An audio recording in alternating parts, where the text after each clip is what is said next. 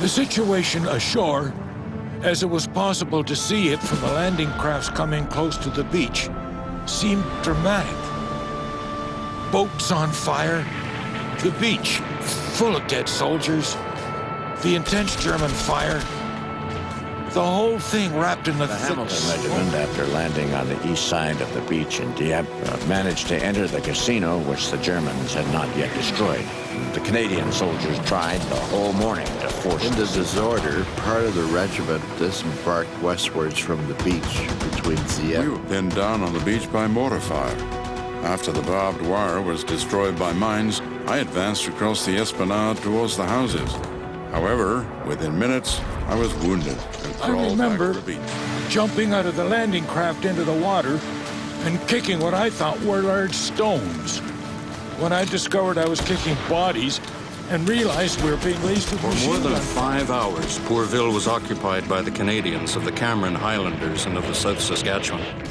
The fighting I was threw my body on the coarse gravel beach and squirmed my way towards the concrete seawall. I had to get through a mess of barbed wire, already strewn with bodies, and finally pulled myself up to the wall where a soldier lay dead, draped over the barbed wire that ran along the top. Carefully, I raised my head to try and see what was happening on the other side of the wall, but quickly withdrew it, for it seemed that the whole German army was shooting at me personally.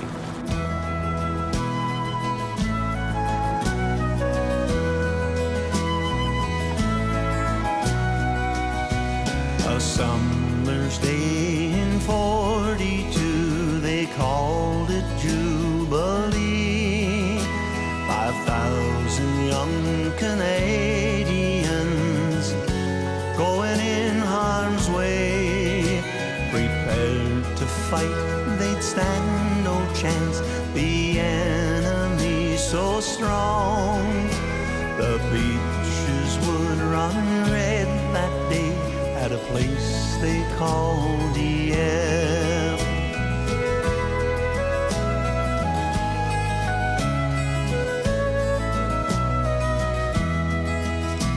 The Queen's Own Cameron Highlanders, Pugilist de Mount Royal, the South Saskatchewan Regiment, and the Calgary Tanks, the Hamilton Light Infantry, the Essex Scottish too, the Royal Regiment of Canada, all sailed towards Dieppe.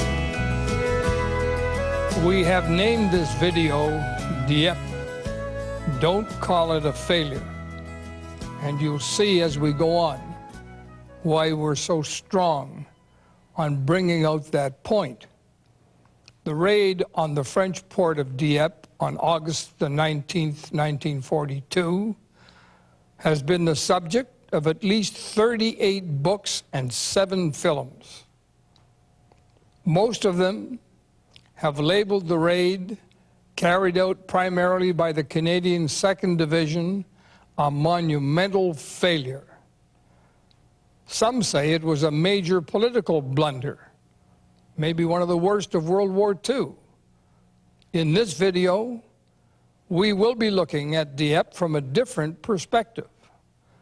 The historians and most of the other writers have aimed their conclusions at the general public. Firstly, for a little background, we go to a booklet, The Raid on Dieppe, published by Veterans Affairs Canada. The plan called for attacks at 5 different points on a front of roughly 16 kilometers. 4 simultaneous flank attacks were to go in just before dawn, followed half an hour later by the main attack on the town of Dieppe itself. Canadians would form the force for the frontal attack on Dieppe and would also go in at gaps in the cliffs at Pourville, 4 kilometers to the west, and at Puy to the east. At Puy, the Royal Regiment of Canada landing was a disaster. The beach, extremely narrow, was commanded by lofty cliffs where German soldiers were strategically placed. Only a few men were able to get over the heavily wired seawall at the head of the beach. Those who did were unable to get back. The rest of the troops, together with 3 platoons of reinforcements from the Black Watch of Canada, were pinned on the beach by mortar and machine gun fire and were later forced to surrender. Failure to clear the eastern headland enabled the Germans to enfilade the Dieppe beaches and nullify the main frontal attack. In the western sector at FORTIFIED, the Canadians were fortunate enough to achieve some degree of surprise, and initial opposition was light as the South Saskatchewan Regiment and the Queen's Own Cameron Highlanders of Canada from Winnipeg assaulted the beaches. Resistance stiffened as they crossed the River Sea and pushed towards Dieppe proper. Heavy fighting then developed as the Saskatchewans and Camerons, who had supported them, were stopped well short of the town. The main force of the Camerons, meanwhile, pushed on towards their objective, an inland airfield, and advanced some 3 kilometers before they too were forced to halt. The main attack was to be made across the pebble beach in front of Dieppe and timed to take place a half hour later than on the flanks. German soldiers, concealed in cliff-top positions and in buildings overlooking the promenade, waited. As the men of the Essex Scottish Regiment assaulted the open eastern section, the enemy swept the beach with machine gun fire. All attempts to breach the seawall were beaten back with grievous loss. When one small party managed to infiltrate the town, a misleading message was received aboard the headquarters ship which suggested that the Essex Scottish were making headway. Thus, the reserve battalion, Les Fusiliers Mont-Royal, was sent in. They, like their comrades who had landed earlier, found themselves pinned down on the beach and exposed to intense enemy fire. The Royal Hamilton Light Infantry landed at the west end of the promenade opposite a large, isolated casino. They were able to clear this strongly held building and the nearby pillboxes, and some men of the battalion got across the bullet-swept boulevard and into town, where they were engaged in vicious street fighting.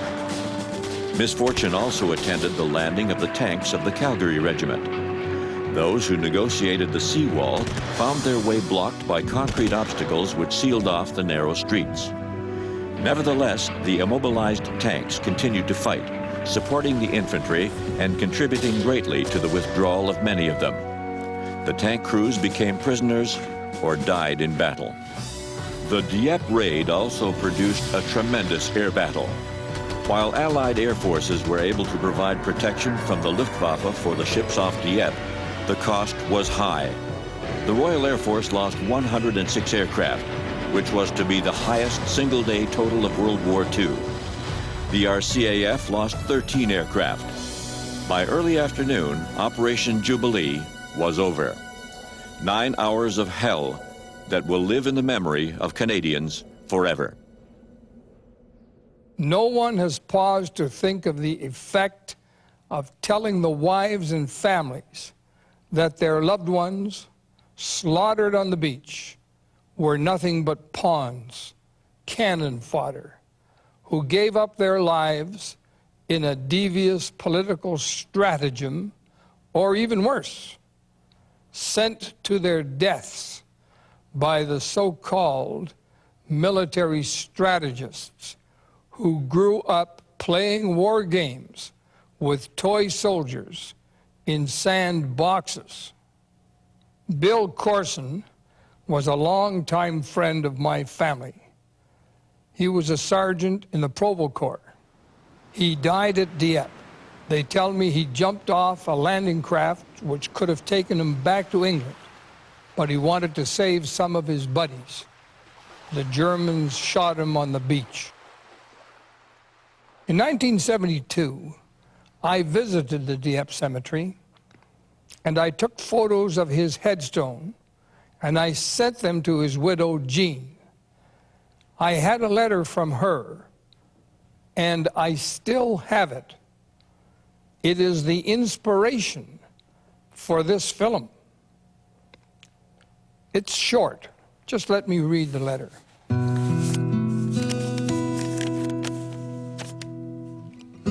My dear Clifford, thank you so much for the photo of Bill's grave. I'll never get over his death, although your mother has been wonderful. I always thought Bill could look after himself. I heard he died trying to save others. It was 30 years ago. Every book or TV program says the same thing. Dieppe was a fiasco. Don't they realize that it hurts a widow even more to live with the thought that Dieppe was just politics and military blunders? Was nothing gained? To lose a husband is bad enough, but when the papers and books say it was all for nothing. Anyway, thank you again, Clifford, and much love, Jean. And so, let's have a quick look at the published reports which have caused nothing but anguish and distress to those whose loved ones were fatally wounded by the fierce German gunfire, particularly maybe in that death trap at Puys, at the eastern end of Dieppe, and those who died on the beaches, and those who died along the concrete parapet which led into the town itself, and only the slightly less treacherous landing in the west part of Dieppe at Pourville. This is a quote from Unauthorized Action by Brian Loring Villa. Had Dieppe been a success, not 1,000th of what had been written about it would ever have crossed the minds of many historians. Disaster, on the other hand, elicits vigorous searching questions. Dieppe represents a problem of acceptance, particularly for Canadians, that some 5,000 soldiers and engineers from a nation that had willingly joined the fight against Hitler should wait over 2.5 years for combat and then be killed, maimed, or captured within a single morning is undeniably one of the great tragedies of the Second World War. Myths, for example, that the Germans had been tipped off, perhaps even by British intelligence, to prove that a second front was impossible, die very hard. The British government and the chiefs of staff in particular have been convinced for more than a year that this sort of operation made little sense. As Lord Lovett, who led the one completely successful commando group at Dieppe, later commented, "Only a foolhardy commander launches a frontal attack with untried troops, unsupported, in daylight against veterans, dug in and prepared behind concrete, wired, and mined approaches." Lord Haha's propaganda broadcast from Berlin emphasized that the slaughter was the result of Winston Churchill's desire to appease the Soviet Union. I would like to address my next remarks to Jean Corson and to all those who lost loved ones at Dieppe. Certainly, as Jean Corson has said, it was bad enough to lose a loved one at war, but when for years and years afterwards it is repeated again and again that these deaths were unnecessary, that Dieppe was a fiasco, a blunder, even a political expediency, how does a wife or a sweetheart live with that? True enough, Dieppe was a bad plan, and many died who should not have died. There has, however, been very little written about what I call the upside, the value of the Dieppe raid. And believe me, there was an upside. Using the lessons of Dieppe, less than 2 years later, the Allies launched a full-scale invasion. That, of course, was D-Day in Normandy. Many countries were involved. This particular film deals with Canadians. And for Canada, it was the 3rd Canadian Infantry Division. I took part with the Royal Winnipeg Rifles. And now, let's not be swayed by the doom and gloom of the historians. Seems to me they always want to write about how bad things were. Also, let the military strategists argue about the blunders. I suggest we go straight to the best book that was ever written on Dieppe, and I can tell you why it is the best book. The title, Dieppe, Tragedy to Triumph. Notice those 2 words, Tragedy, that was Dieppe. The triumph, that was the landing in Normandy on D-Day nearly 2 years later. Dennis Whitaker, the author, well, Denny landed at Dieppe with the Royal Hamilton Light Infantry. He was a captain. It's just a coincidence, but it allows me to tell my side of this story, because my position in the battle order for Normandy was exactly the same as Denny's position at Dieppe. Denny Whitaker can tell us about Dieppe. I can talk about Normandy. The truth of the matter is that if we compare Dieppe in August of 42 with Normandy in June of 44, one fact stands out. The casualties at Dieppe were much higher than they need have been. But for every man who died on those beaches and headlands in the Dieppe raid, I can tell you, there were probably 30 or more lives saved in the Normandy landings. And yes, an examination bit by bit of Dieppe's mistakes leads only to one conclusion. Sad as they were, tragic as they were, without those mistakes, without the death of people like Bill Corson, we might never have gotten ashore on D-Day.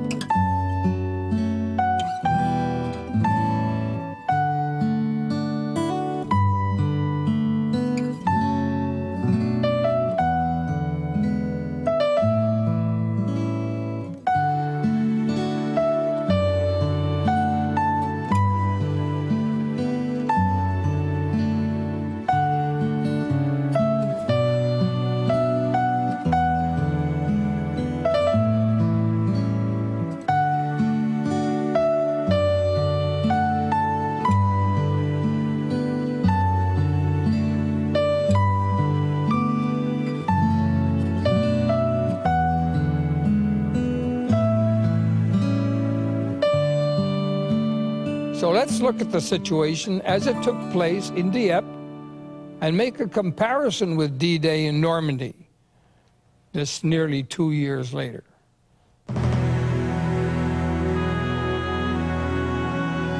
Dieppe, the heavy bomber assault was canceled. The planners said that the target was so small it would probably be missed. Moreover, the smashed buildings would block the attack of our own tanks, mainly the Calgary Regiment.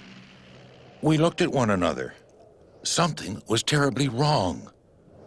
Everything was intact. We expected a town shattered by the RAF saturation bombing the previous night. We thought we would see a lot of damage to the seafront buildings from the shelling. There was no sign of bombing. The window panes were glittering, unbroken, in the reflection of the sun's first rays. D-Day.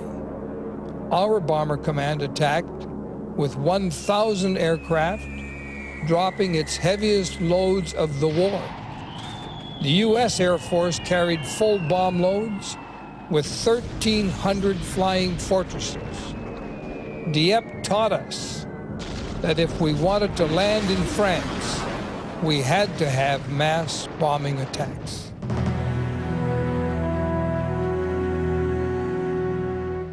Dieppe. There were 2 rehearsals for Dieppe, both disasters. Then, in the actual attack, the landings were late and often miles from their assigned beaches. The navigational errors were enormous. You want proof? Toronto's Royal Regiment and the reinforcements from Montreal's Black Watch, known as the Royal Highland Regiment, which were supposed to land under cover of darkness, were set down in daylight. The first wave was 17 minutes late. The second, 45 minutes late. That was at Puys, at the eastern end. The story of that blood-stained beach at Puys is a nightmare. Our boat was one of the last to make the beach as we passed close by the eastern headland. We sailed in a cloud of smoke under the guns on the cliff top, most of them anti-aircraft guns that crashed endlessly at our fighters and bombers. Our coxswain tried to take us into one section of the beach, and it proved the wrong spot. Before he grounded, he swung the craft out again, and we fumbled through the smoke to the small strip of sand, which was the Puy beach. The din of the German ack-ack guns and machine guns on the cliff was so deafening, you couldn't hear the man next to you shout. At the western end of Dieppe, Pourville, the South Saskatchewan Regiment, followed by the Queen's Own Camerons, were put ashore on the wrong side of the River Sea. They used wooden boats, no protection. At Green Beach, the remaining companies of the SSR that had been set down on the wrong side of the River Sea found they would first have to penetrate the village and then cross the river by a narrow bridge that was under heavy enemy fire before they could begin their assault on their objectives on the headlands. In minutes, that bridge was covered with dead and wounded men. The advance of the South Saskatchewans came to a halt. D-Day. The highly trained J-Force were specialized in amphibious landings. They put the troops ashore in armored landing craft. The hard lesson of using wooden J-boats at Dieppe got the attention of the planners. Hence, for D-Day, the assault craft with 3/8 of an inch steel plating on fronts and sides. If courage made a victory, they'd win 1,000 times. Outflanked and all defenses strong was a hellish sight. But still they came and still they fought till they could fight no more. For these brave men the war would end at a place they called Dieppe. And all around the shells exploded while bullets ripped into the flesh. Some men were drowned and while others lay bloody, the beach was piled high with the dead. Yet some would succeed, then have to fall back. The tanks got bogged down in the stones. But for over 9 hours they stubbornly fought till ordered to lay their arms down.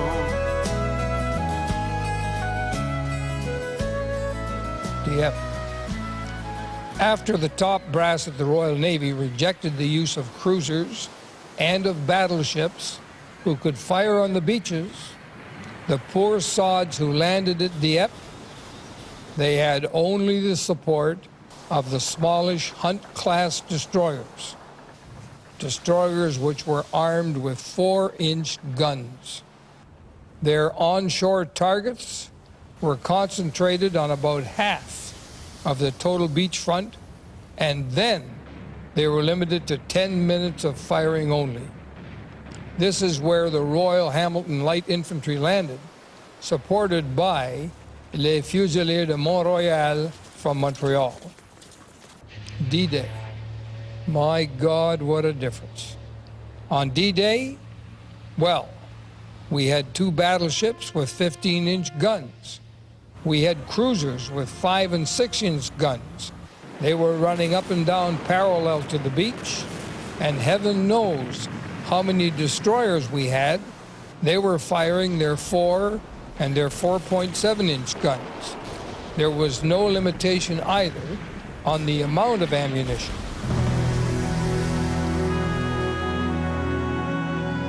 We have been making here a comparison between Dieppe 42 and the landing in Normandy, which was almost 2 years later. Were there any lessons learned in this fiasco in Dieppe, which somehow helped us get ashore in Normandy in the landing for D-Day? Well, we've talked about bombing. Yes, we've talked about naval craft. We've talked about navigation. Let's take a look at artillery. That is one of the most important components of any land battle. For the landing itself in Dieppe, nothing. Not a thing. But you know, there was really a very ridiculous part of the plan. Yeah, the great geniuses said, we will send some gunners ashore from a Canadian field regiment. We will tell them to get through the German defenses and to take over some old French 75mm guns, which the Germans had captured after Dunkirk. What a ridiculous plan that was. Another big problem, in Dieppe, they sent in only 5 forward observation officers. That's the eyes and ears of the infantry. They were the people who were supposed to direct the fire from the destroyers out in the channel. The other problem was that the fire from these destroyers, the trajectory was so flat that it never could have destroyed any of the important German gun emplacements anyway. Now, let's take a look at D-Day. Firstly, just the number of FOOs, forward observation officers. On D-Day, nearly 50. What did they have to direct? Well, they had to direct the fire from artillery guns which were on naval vessels. They had to direct the fire of rockets, a new form of assault weapon, really, which went in on sort of flat vehicles that would stay just on top of the water. Their fire plan was so extensive that some of us, when we hit the beach, were of the opinion that there would be nothing left to fight. Well, it wasn't that good. But I can tell you that we did learn from Dieppe that we had to have maximum artillery barrages if we were to get through the solid German defenses. And you have to remember that the frontage of Dieppe was just about the same as the frontage of Juno Beach, where the Canadians landed. Dieppe. German reports said, and I'm quoting from one, "We experienced little effect from the meager support of the invaders." The German report goes on.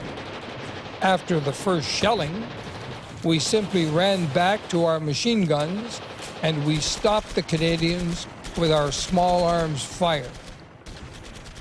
This fire hit the Essex Scottish particularly hard. Normandy. We had the 12th, 13th, 14th, and 19th Field Regiments. Each had 24 105mm artillery pieces.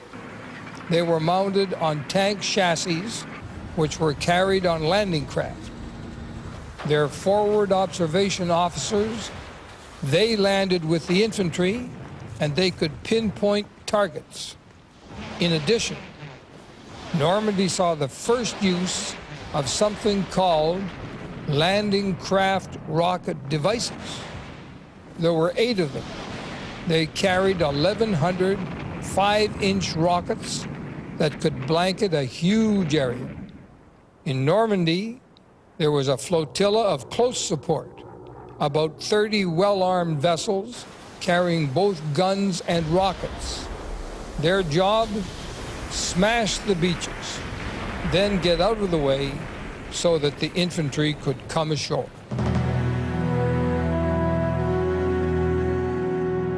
Dieppe. Although there was no heavy bombing, the RAF released some 5 squadrons of fighters with 2 objectives. Firstly, protect the ground troops from German air attack, and secondly, draw the Luftwaffe into dogfights. The statistical picture at the end of the day was grim for the Canadians. We had lost 106 planes compared with German losses of 48. It was the major air battle of the war for us in a single day. Probably one of the greatest lessons we learned from Dieppe was that we had to have command of the air. Without this, we could never land successfully in Normandy. In the 22 months that intervened between Dieppe and D-Day, Bomber Command had badly crippled German war production. Many German night fighters were shot down, and a large number of Messerschmitts, the highly rated German fighter plane, were destroyed in the raids across the Channel by the RAF and by the United States Air Force. Let's talk about the massive D-Day fire support. It neutralized many of the German coastal batteries. It also destroyed many of the German batteries inland. It was so big, so huge, that our guys, standing in our landing craft, simply shook. In fact, there are stories that some were blown backwards into the English Channel. Dieppe. A British airborne division stood ready in England. For some reason or other, they were not used. After the raid, many people were anxious to know why airborne troops were not employed. In the first plan, they were to be dropped near the coastal batteries at Varangeville, 6 miles west of Dieppe, and at Berneval, 5 miles east of the port, to destroy the guns and prevent them from firing on the ships lying off the main beaches or on the beaches themselves. British commandos on the ground, they did an effective job in neutralizing guns far to the east and far to the west of the main town of Dieppe.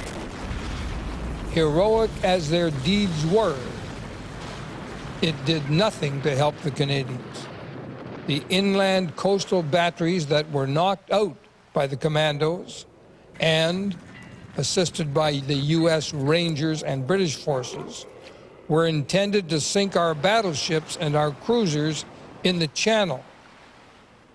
Of course, we had none. The British 6th Airborne Division landed well to our left. They destroyed German coastal batteries, and they held vital bridges to allow our forces to go inland. On the extreme right, the U.S. 101st and 82nd Airborne Divisions landed. Immediately, like the 1st Canadian Paratroop Battalion, they were scattered over a wide area, but they did wipe out a great number of German defensive batteries and pillboxes.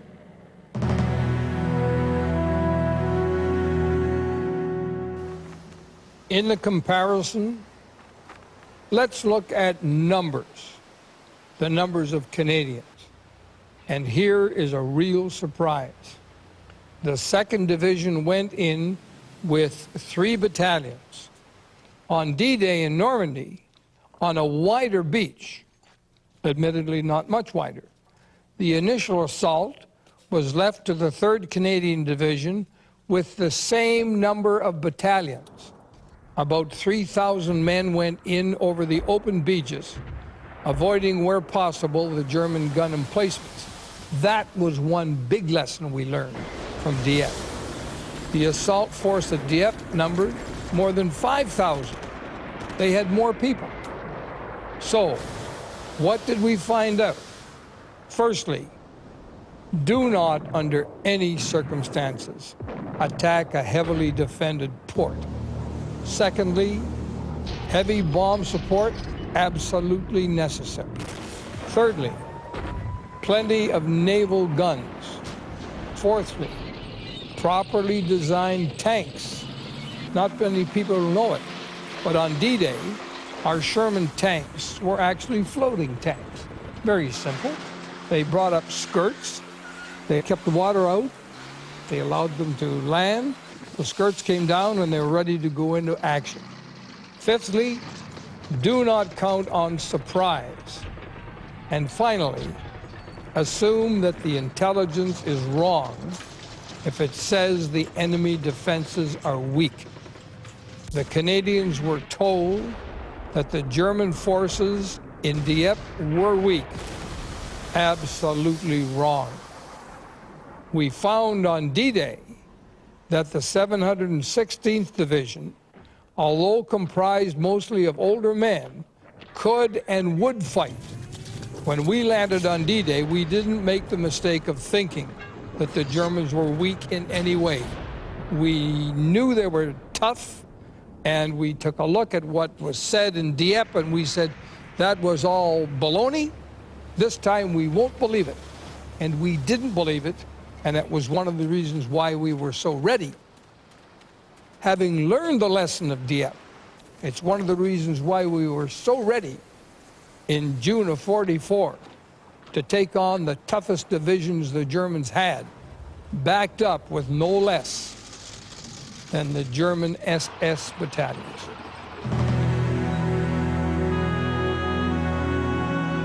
Dieppe. The Canadians had the support of the Calgary Tank Regiment using Churchill tanks. These tanks had only 2 or 6-pounder guns, but that was not the problem.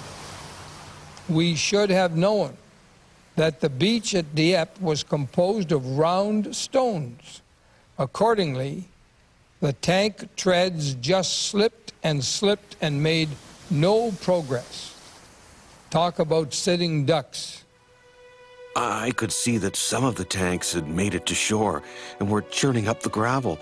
They'd turn and fire, then head up the beach a few yards and repeat the procedure. One tried to breach the wall, but the track spun on the concrete as it tried to climb at a dangerous angle. It finally gave up and backed onto the beach, repeating its fire and spin technique. D-Day. Yes, we had the Sherman tanks. They were not as heavily armored as the Germans, but we had plenty of them. We had other tanks called flails, a simple device with a rotating steel chain that exploded mines in front of them. We had armored bulldozers, and we had crocodiles. They were tanks armed with flamethrowers. How well I remember a tank which could carry what was known as a petard.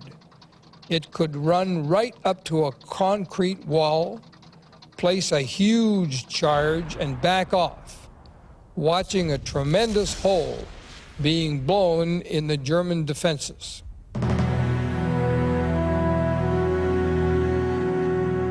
Dieppe.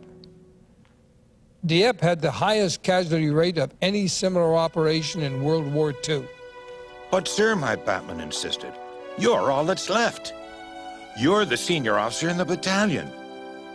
In fact, they said you're the only unwounded officer of the whole brigade who came back from the beaches. There aren't many left. A few here in the hospital. The rest dead or captured in France. And a handful who never landed. So, you're it, sir. The whole impact of Dieppe exploded in my brain at these words. There had been over 100 officers in my brigade. There were scores of officers of my rank or senior to me, captains by the bushel, majors, lieutenant colonels.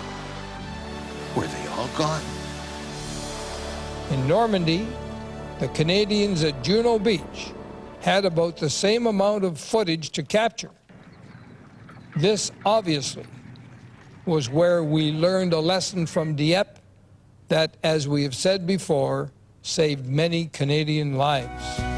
Whenever people think about the battle at Dieppe, remember through the carnage there, they gave their very best. Though you were made the pawns of war, hold your heads erect. No braver soldiers can be found than the ones that stormed Dieppe.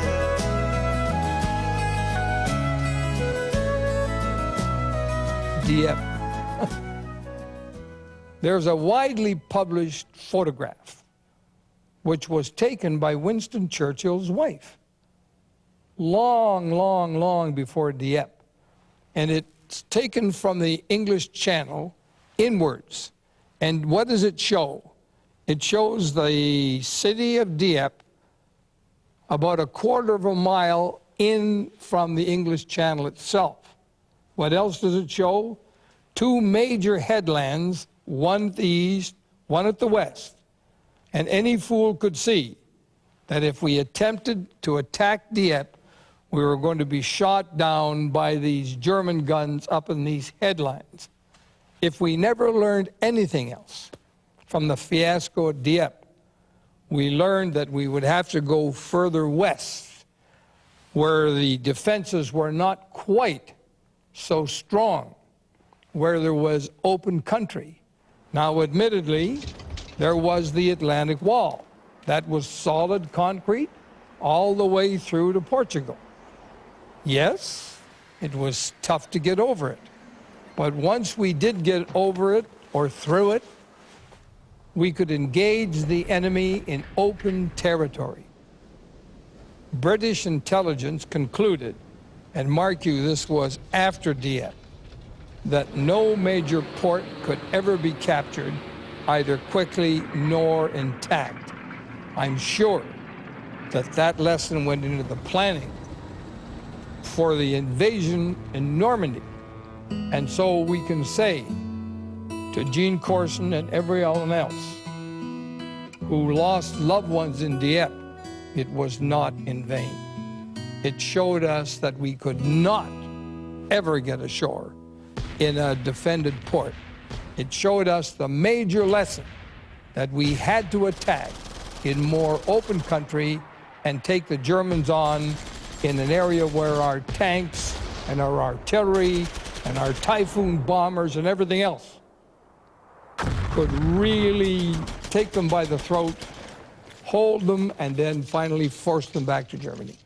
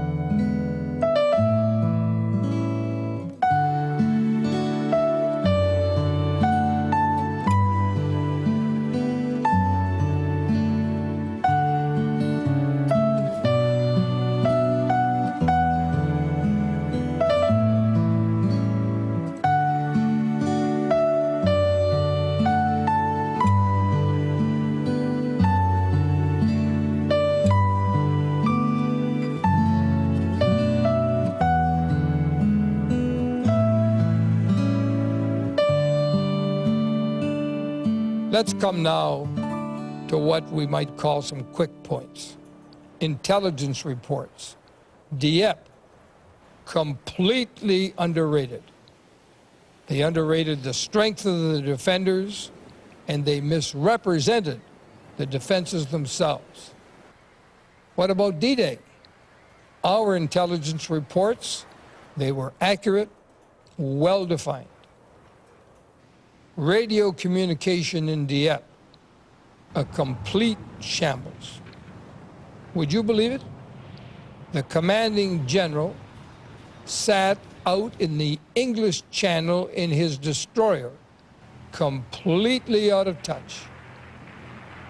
On D-Day, even the lowest platoon commander could get a message back to Rod Keller, commanding the 3rd Div, who landed right behind his troops.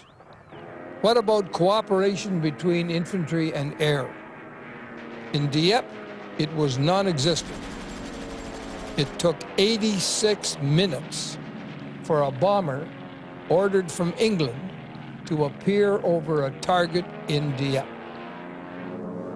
D-Day, the ALO, or Air Liaison Officer, at each brigade headquarters could call in air support in a matter of minutes, even on the request of the lowest-ranking sharp-end lieutenant. And it was done many times. And here again, a real lesson from Dieppe. What about flexibility? Dieppe. They opened their orders after they were on board ship across the English Channel.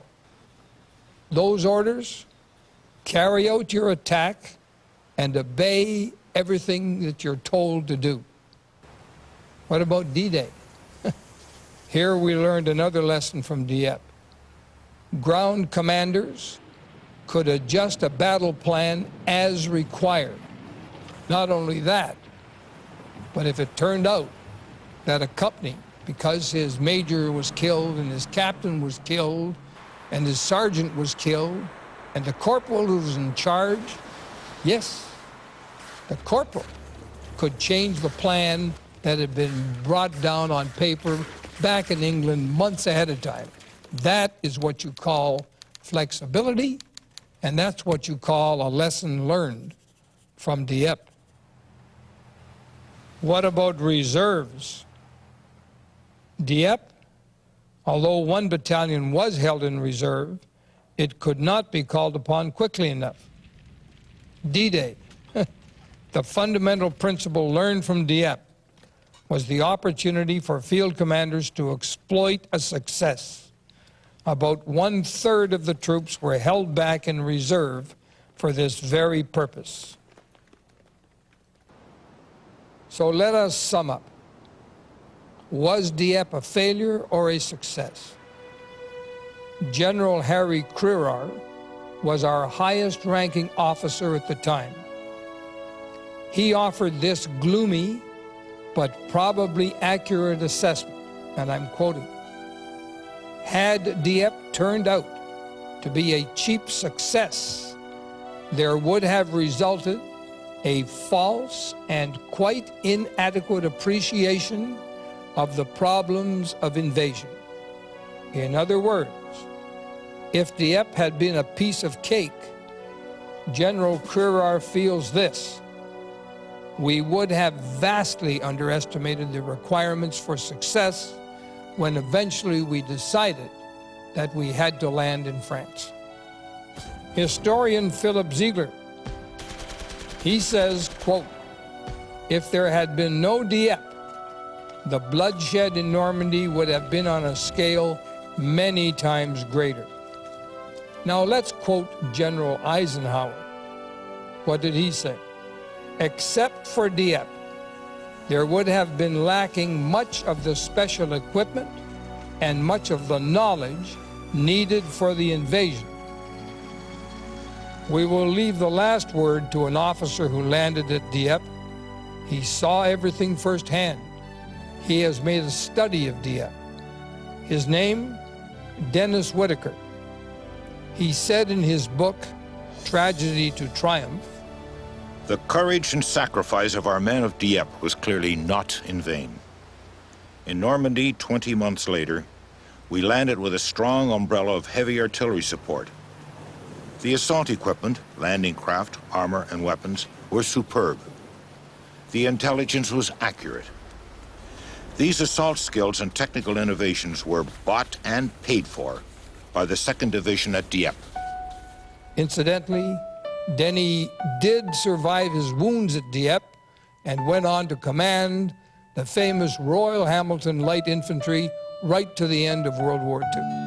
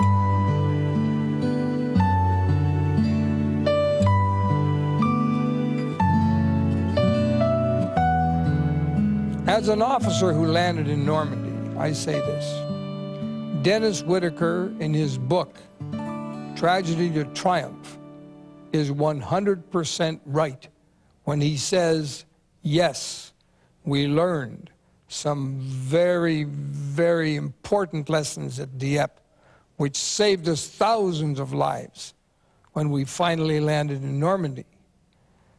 Okay. We have probably never stopped the armchair generals and their view of the war.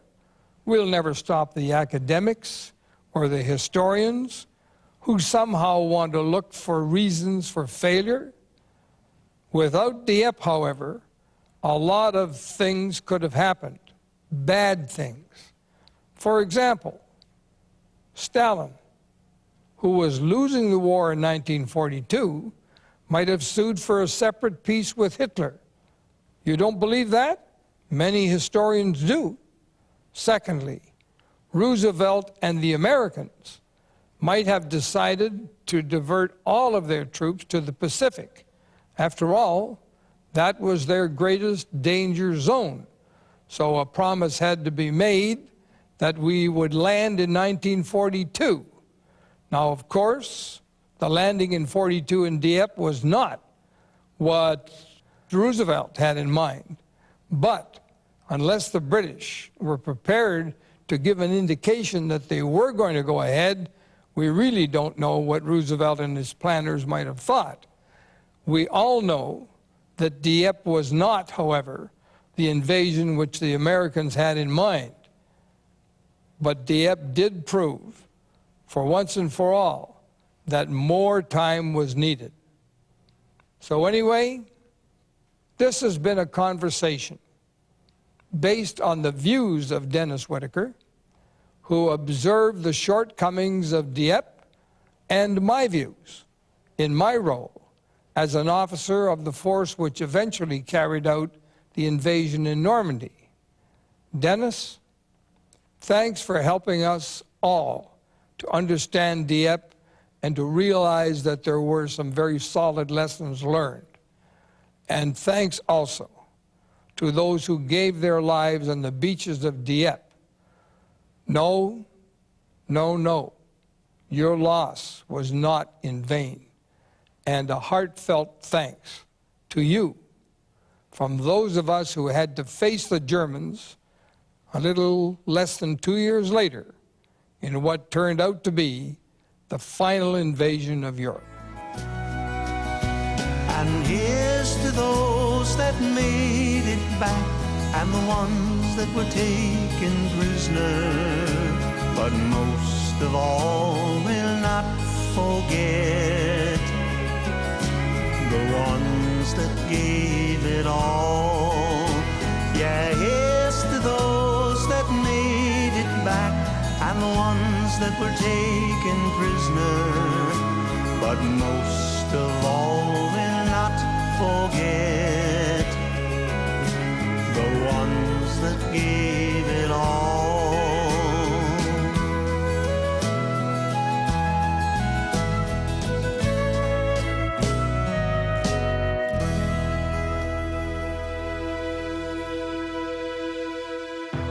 I hope you in Canada, despite those losses, will feel very proud that our men have been able to play, at last, the part they've wanted to play.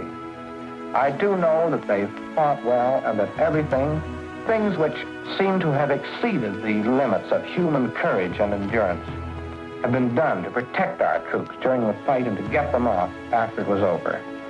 Those of us who've managed to get back, even wounded, feel very lucky indeed. It's been a bitter, hard fight.